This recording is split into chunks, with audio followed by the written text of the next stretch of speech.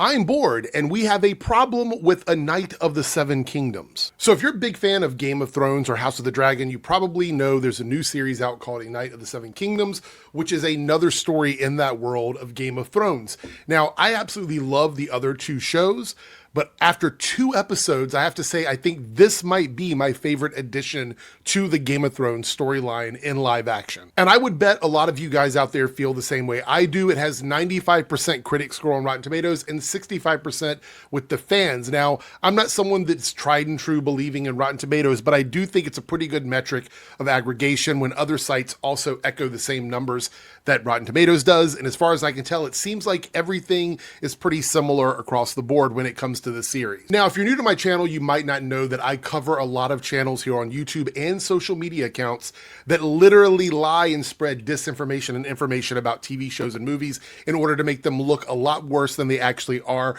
or to try and turn something that people love into something that people will hate. I work really hard at that, and this is one of the shows that I kind of expected them to go in on, and they didn't really go after it. Matter of fact, a lot of them aren't even talking about it at all, which is kind of strange because their narrative usually is that all of this stuff is bad. Now, I have a theory on why I think they're not going after this one as hard as the other ones, but let's take a look at some of the reactions from the larger channels and social media accounts that we talk about on here that typically go in really hard on stuff like this. So here we go. Exhibit A is Nerdrotic. This is over on Twitter, and you guys know Nerdrotic is a liar. His channel just is a misinformation hotbed, sensationalism, just everything you can imagine that is wrong with the fandom today exists on Nerdrotic's channel. He says this: A Knight of the Seven Kingdoms is brilliant so far. It does the book justice. Dunk and Egg are perfectly cast, and the second episode leveled the show up to potentially be great. Give it a watch. Now, a lot of you out there are saying, well, Eric, this is proof that Nerdrotic actually likes stuff and that he doesn't hate everything. And I want to make it very clear, I don't believe that he hates everything. I think that a lot of times they lie about hating stuff. There's a financial incentive for channels like his to make it seem like he dislikes everything for money. And that's the situation we're in. However, like I said, they've ignored this show. So I believe they just didn't think the show would get a lot of traction or that it would be boring enough that people just wouldn't watch it. They actually didn't really dip their toes in it. Now, if you read the comments under his post here, you will see a lot of people down here who are literally just saying they either aren't going to watch it anyway because they feel like they've been betrayed by the Game of Thrones brand because of the kind of content that these channels have been pushing out there. They're going, we're not going to give it a shot at all. We're not going to watch it at all. There's other people who are worried about what's going to happen to the show in seasons 2 and 3, already getting mad about something that's not even happening. And then you have Chris Gore here going, I've seen the first 2 episodes and like it so far, but this show would be better to binge all at once. Now, this one is really interesting because the reality is, this is what they want. They want the show to have low numbers so that way it doesn't come back because they don't want shows they like to succeed. They want shows to fail. That way they can make more money off of that and churn that algorithm of outrage over at YouTube. So they want people to wait and watch it all as a binge. So that way it doesn't get good week to week numbers. So comments like Chris here are sabotaging the show by subtly convincing people to watch it all as a binge. And if you don't believe me, just look at some of these quote tweets. Best comment I saw was this show was meant for binge watch. Let the season finish first. It'll be slow as week to week for casuals. Also wait to see if season 2 gets picked up. So here's another person confirming what I said, that they're willing to sabotage the popularity of the show to watch it all at the end or to wait until a season 2 gets picked up before they even invest in looking at the show. And this is all the kind of behavior that the internet has pushed, that these toxic communities have pushed into the heads of viewers. So they are self-sabotaging something they might actually like. Here's another one. I'm hoping it's not the first season trick where the first season is entertaining, then they switch gears in the second with a flood of woke crap coming to enrich the show. You're already out here creating something that you don't like, that hasn't occurred, that hasn't happened, just because you can't sit down, watch something, make your own opinion about it, and either enjoy it or not enjoy it. You can't do that because these guys have trained you, this entire toxic fandom has trained you to distrust everything that comes out from the entertainment space. You can't even sit down and enjoy something that you might like because of them.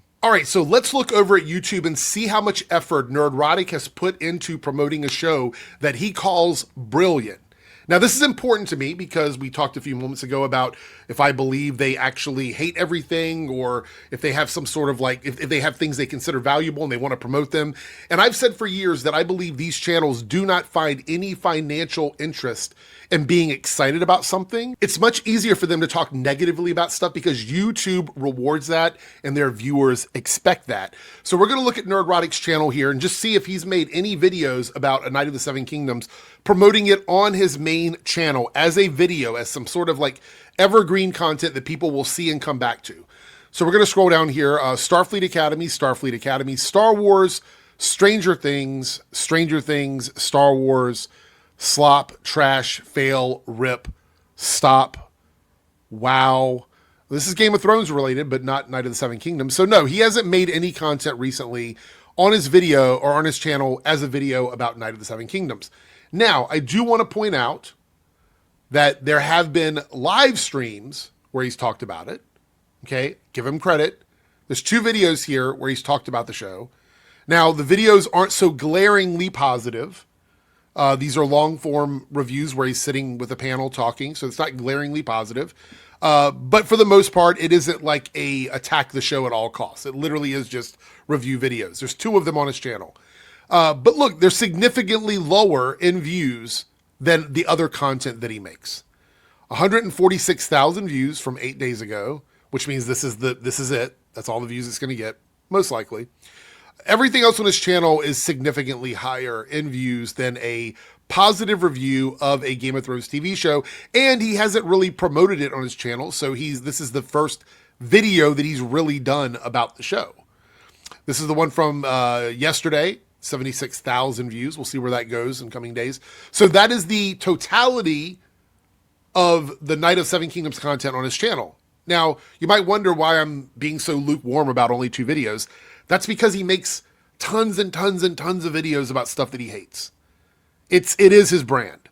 So 2 videos and a tweet. That's what Nerdrotic has done for a show that he called, quote unquote, brilliant.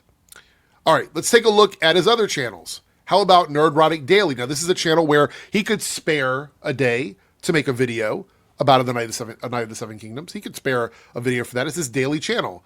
No, he's angry about Daredevil, angry about Star Trek, Razzies, angry about Star Trek, angry about Masters of the Universe, angry about Marvel, more Star Trek, Doctor Who, DC, Star Trek, Star Wars, Marvel, Hollywood related. There's nothing here on his daily channel about A Knight of the Seven Kingdoms. That's really weird. If he's not going to put it on his flagship channel, I would expect it to be on his daily channel, but it's not. How about his live channel? Has he put anything over here about Knight of the Seven Kingdoms? No. Nothing. Nothing at all. So we have 1 tweet and 2 videos about that. It's kind of interesting. Now, here's the other part that I find rather curious. So over at Geeks and Gamers, they're not happy with the show. A Knight of the Seven Kingdoms Episode 2 review, Hard Salt Beef, disappoints with crass humor. Now, of course, everybody is capable of having their own opinion, and that's absolutely fine. But it is weird that these content creators are also not talking about the show. Why are they not going hard against the show? Why are they not attacking it? Why are they not creating some narrative about this show that they think is bad? If it's got crass humor, it seems like it's a slam dunk for them. But crickets. What about Critical Drinker? So I clicked over on his Twitter and I'm like, maybe he's talking about it. Maybe he's going in on the show for the humor being bad because he really hates bad humor. Maybe that's what's happening here. And then I roll over here to his Twitter and I'm like, oh, there's nothing over here about it. Now, to be fair, maybe he's not someone that spends a lot of time on Twitter. Maybe he just jumps on a couple times a week. So let's go over to his YouTube channel where he's making videos regularly and see if he has talked about A Knight of the Seven Kingdoms. It's a Game of Thrones series, so that's a big deal. It fits within the normal content that he makes. Obviously, Nerdrotic, one of his closest friends on YouTube, said it's brilliant. They're doing live streams talking about it. He's got to have something here, right? Critical Drinker has to have something. And I scroll down here, I'm like, okay, no. Star Wars, Starfleet Academy, Bone Temple, Anti-Hollywood, Crash and Burn, Avengers, Stranger Things, Avatar. Okay, is there a live stream where he's talked about it? No, he doesn't have any live streams over here. So let's see if there's another Critical Drinker channel where he could possibly be hiding his thoughts on A Knight of the Seven Kingdoms. All right, so there's Critical Drinker's After Hours channel here with Drinkers Chasers. And 3 months ago, he did react to the trailer. So we have that there. So let's see if he's actually reviewing the show since he did a trailer reaction. Let's see. Star Trek, Open Bar, Bone Temple, Star Wars. No, nothing here about the Game of Thrones series. Nothing. So this brings me back to what I think is happening here. I think the show is good. I'm enjoying the show. I think a lot of you are probably enjoying the show. And there's nothing blatantly offensive about the series in the sense of there's no exploitable elements in the first 2 episodes. Yeah, the humor is subjective. I think all humor is subjective. But these guys are really good at honing in on like one gag and then making it like tearing apart the whole series, the whole movie, whatever it is. They haven't done it with this. And I'm kind of confused. I think Nerdrotic was putting his feelers out there to see what people thought about the show before he made his final decision about it. But there's a lot of quietness from other people. And I think it's because the show is about one character, and that one character is a straight white guy. And if you look at the show right now, the supporting cast is a lot of white guys.